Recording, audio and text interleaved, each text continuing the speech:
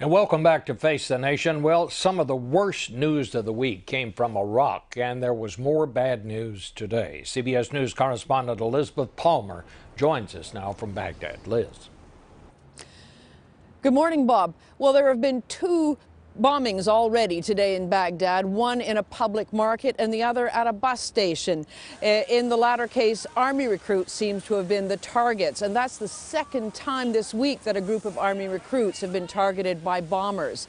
The bombs were probably the work of a group that, when the U.S. was here, was known as Al Qaeda in Iraq. But since, it's changed its name and actually grown in influence. Out in Anbar province, about 50 miles west of here, it's hard to know exactly what's going on, although we do know there have been sporadic bouts of fighting for the last 10 days. So far, the Iraqi military hasn't moved in en masse. There's been no big offensive, just smaller units facing off against these armed extremists. Prime Minister Maliki hasn't ordered a big assault because he knows very well that the people of the area, armed tribesmen, Sunnis, really don't like his Shia-led government. And if the army were to move in, there's every chance that the local people would pick up arms and fight them off.